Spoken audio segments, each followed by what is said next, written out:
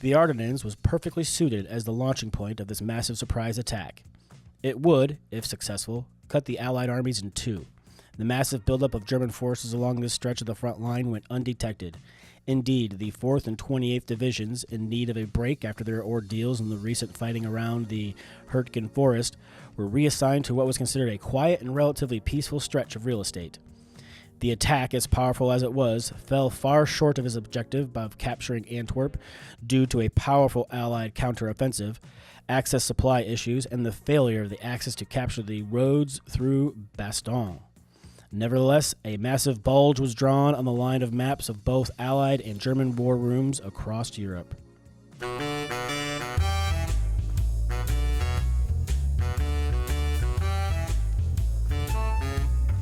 Hey everybody, Bob from the Board Game Rundown. I'm here today to talk to you about Axis and Allies Battle of the Bulge. This copy I procured from our local game store, and I'm going to tell you my feelings about it, give you a little bit of a rundown on how the game's played, and at the end give it a rating, and as we do here on the Board Game Rundown. So in the Battle of the Bulge, you're kind of reenacting the battle where Germany, the Axis, launched a surprise attack trying to capture the port of Antwerp. And so in the first round of this game, it's only going to be the Axis that's doing the attacking. So they're launching their attacks, they're coming in, and then once the first round is over, then the Allies will start to get their chance, and they'll be going back and forth, which I'll go into here in a second. So when this battle was taking place, the weather was really bad, and the airplanes couldn't fly through the weather because it was so bad. There was no air, and this is why Germany launched this attack, because they wanted to try to take this port before the Allies could use their air superiority and just wreak havoc on all of their supplies and units and whatnot. So the way the game is played is you're going to choose a hex, which is different than a lot of the other axes, but you're going to choose a hex that you wish to attack from and declare which of those you're going to want to, where you want to attack. And you have to use supplies. You can't just send all your units like you would in a normal Axis and Allies game. You have to have either supplies in that hex or an adjacent hex that is also behind your enemy line, as it were, which is denoted by these little hexagon-like pieces on the board here. So let's say, for example, I want to attack from this hex to this hex because I want to try to kill those units and take those supplies, because supplies are very important. So I'll take one of my supplies from this hex here, flip it over to the arrow side, and I'm going to place it on this borderline right here.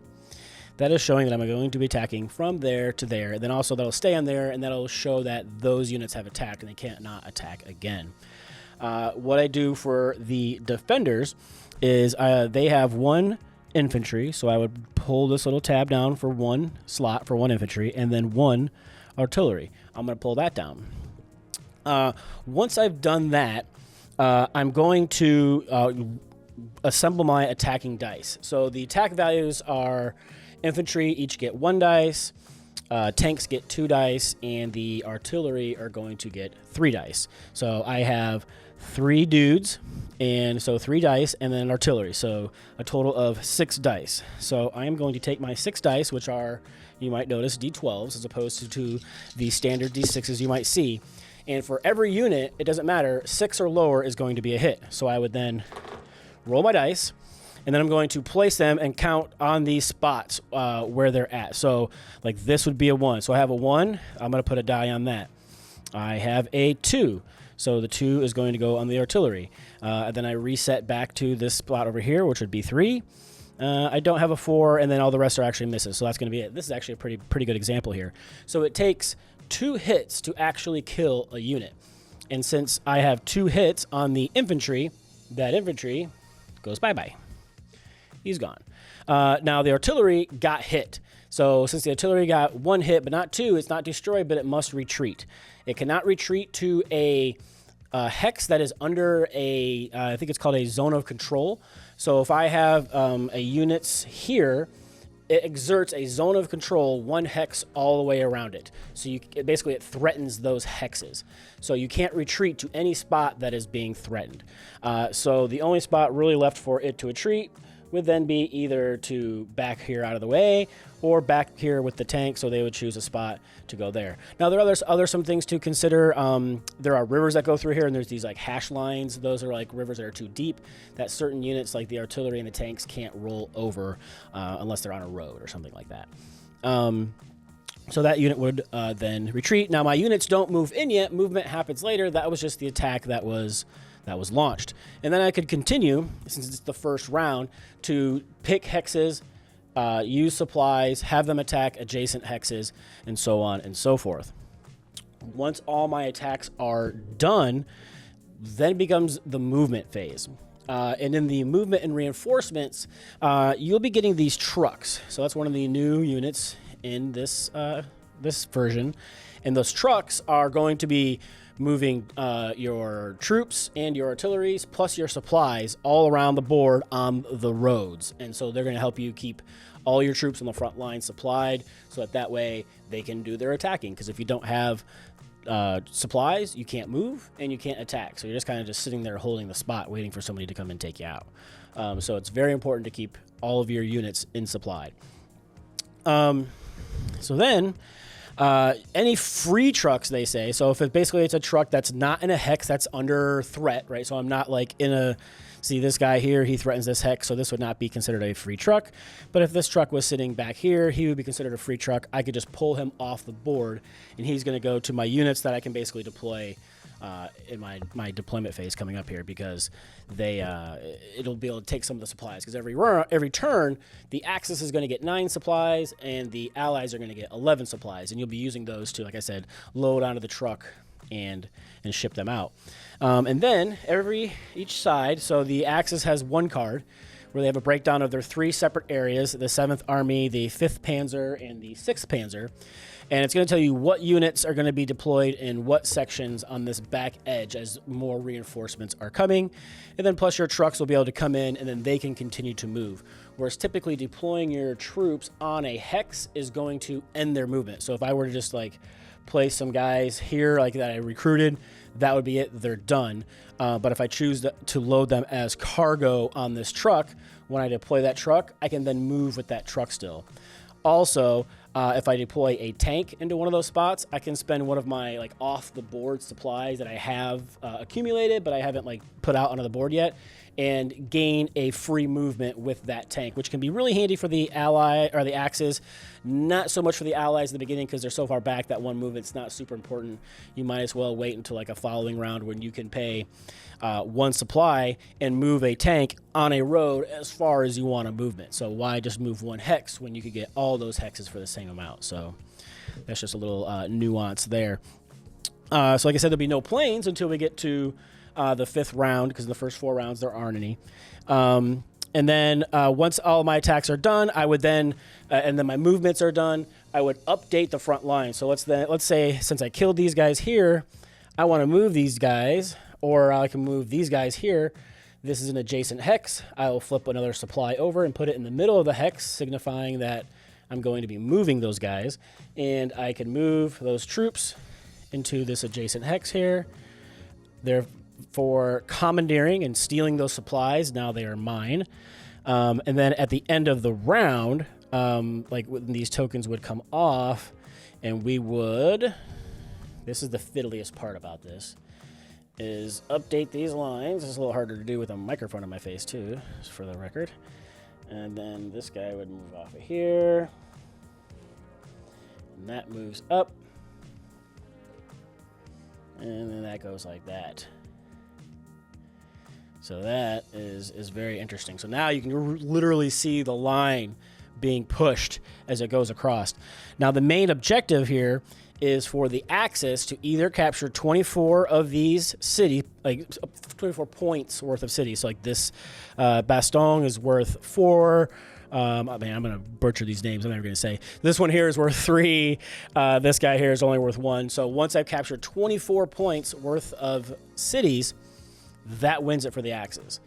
The Allies is basically just a waiting game, because if you get to the end of round 8 and the Axis has not won, the Allies win by default, and that's how they win, because basically your supplies are coming in, and you'll see, like, once you get to turn 5, holy cow, like the Allies get so much air because the weather clears up, and now the planes were able to come in and help, and yeah, you'll just start decimating the Axis forces after that, and there's just no way for the Axis to keep up with their lower supplies and fewer troops at that point. That's why the game is just called. Yeah, so you'll be moving this front line here, advancing the turn marker, and then in the next turn, instead of just the Axis doing all the attacking, because you might have noticed when I attacked here, the Allies didn't get to roll any defense dice. A lot of times in Axis and Allies, when you're playing, I roll for attack, I roll for defense. I roll for attack, I roll for defense. There is no rolls for defense. You just get attacked, that's it. But then the way it's going to work is it's going to go back and forth. So instead of like the Axis taking all their turns, Allies taking all their turns, it's I choose a hex, I attack. Well, first you roll for initiative. And then the highest roll for initiative gets to go first. You'd be like, okay, I'm going to choose to attack from here. I'm going to attack over here. I flip my supply over however I want to do it. This is an adjacent one from behind, so I can flip it here, do my attack. Once I'm done, then the Allies get to go, okay, well, I'm going to attack from here over to here and try to take out those units. And then one for one, back and forth until somebody passes. Once they pass, they're done, and the other team can then just keep going. But there is that back and forth, which is super interesting. And then that's pretty much how you play. Like I said, you get to 24 points to win for the Axis, hold out for 8 rounds to win with the Allies. But it's that combat system that's super unique to this version. And one of the things that I was a little iffy on it as we were playing through. But so you have a stacking limit. You can't just put any number of troops in any hex and call it a day. It can only hold so much.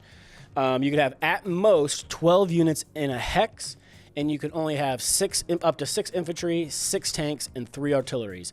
And then that's the most of each of those units you can have in a hex at one time. Well, technically you can move them, but at the end of the round you have to enforce the stacking limits and get rid of some of those units.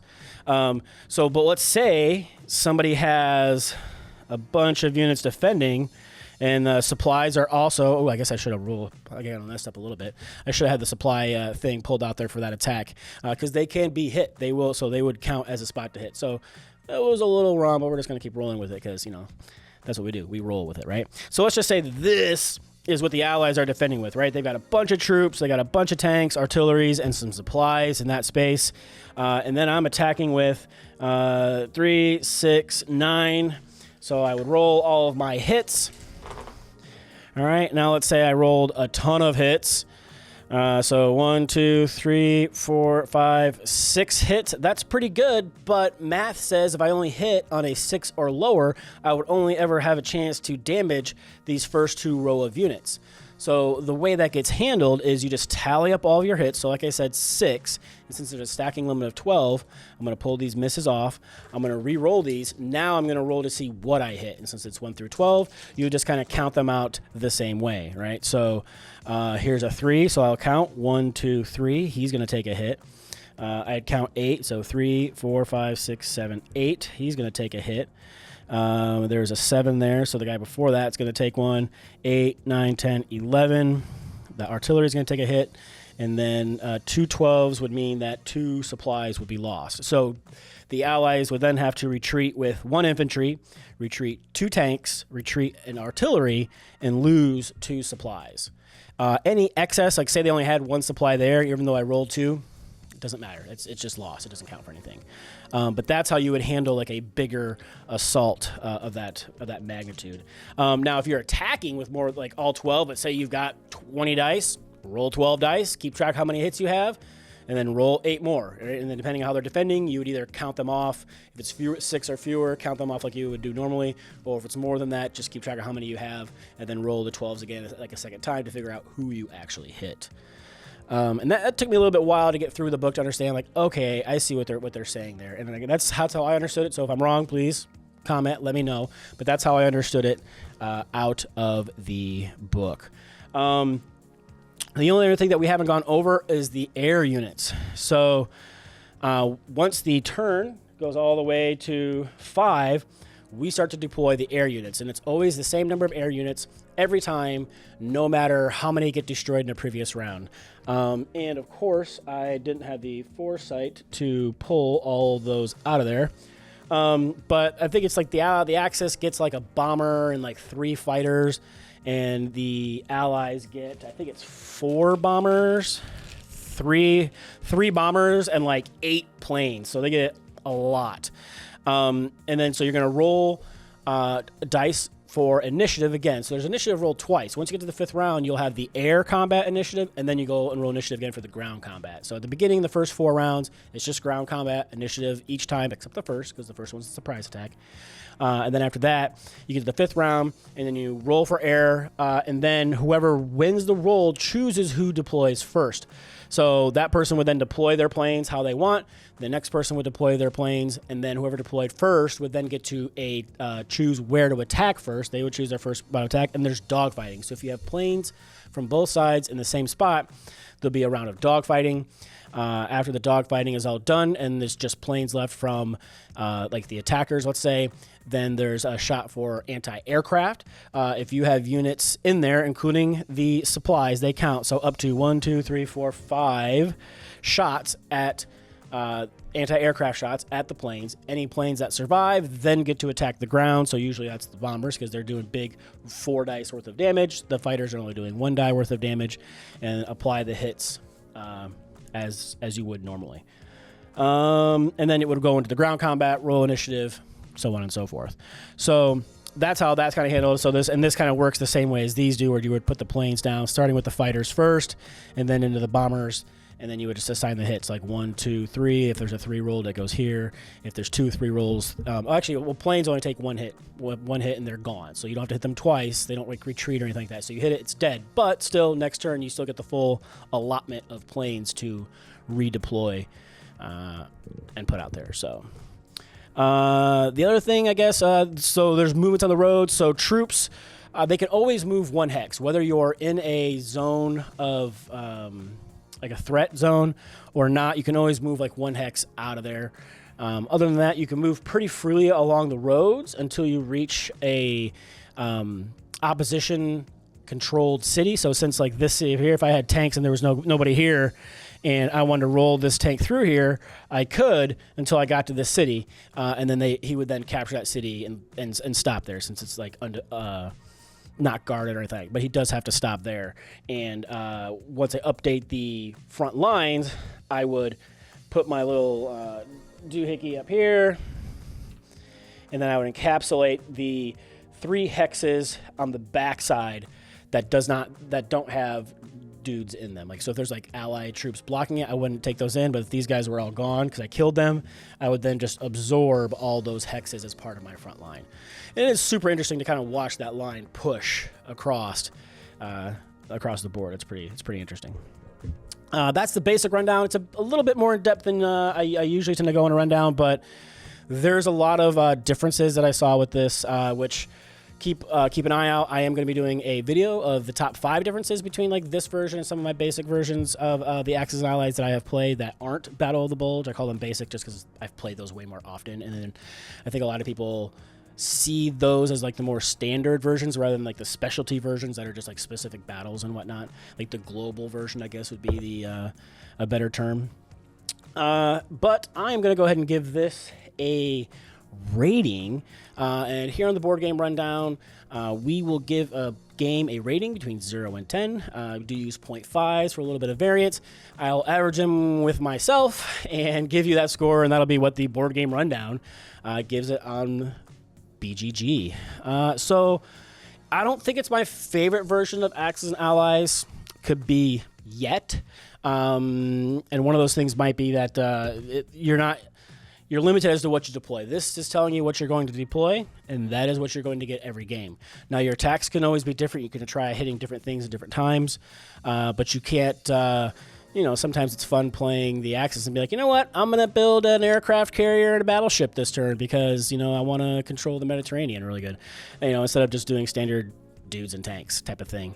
But I did enjoy it. Like at first I was really confused, and the way the combat worked and whatnot, but like as we kept playing through it, and I really did enjoy what I was doing, so I'm going to give it an 8. I think it's a pretty solid 8. I'm glad I've got it. I will play this. It doesn't take as long, which is nice. Like, we could knock this out in about 2.5 to 3 hours. So it's a little long, but some of those global campaigns can last, 6, 8, 10 days, depending on, who you're playing with and whatnot. But it's super enjoyable. It's a unique take. Apparently this version had come out in like early 2000s. I hadn't played it then. This is a new reprint from 2025. So I apologize, but I can't tell you if there's anything that's changed from the original Battle of the Bulge version as opposed to this one. But all I can say is this is how this one plays. So if you've played that old one and hey, they changed that rule from the initial one, leave me a comment so I know, and maybe I'll like the earlier version better. I would say that the weakest point for me is the line. It's very cool to watch, but it is very fiddly to maintain. I really enjoy the supply aspect of it, like making sure you've got supply there, because it makes sense, because you have all these troops. It's like, well, you've been shooting all day. Where's your bullets? There they are. They're in these boxes, and all these tanks. There's barrels of fuel right there. So that's how we're moving all these tanks, and I find that super interesting. So that's an 8 from the Board Game Rundown. That's pretty solid. If you've enjoyed this content, please leave a like, subscribe. If there's war games out there that you really enjoy, let me know. I can see if I can get a hold of it and get it played. I keep trying to expand my circle as far as war games go, because I do enjoy them. The hard part is finding people to play against sometimes. But yeah, I'm glad they kept these plastic pieces in, because I've bought Axis and Allies games before where they didn't have these nice chips, and these chips are fantastic. The pieces are great. So other than that, though, that's about all I got to say about that. Make sure you're checking out our Discord. Make sure you're watching our live show every Wednesday called Whiskey Wednesday, where we sit around and drink whiskey and talk to people in the industry about board games. We interact with the chat quite a bit, so if you've got any questions, comments, or concerns, you can always find us there and ask. We're pretty good about responding. So yeah, if you made it this far, thanks for watching. For the Board Game Rundown, I've been Bob.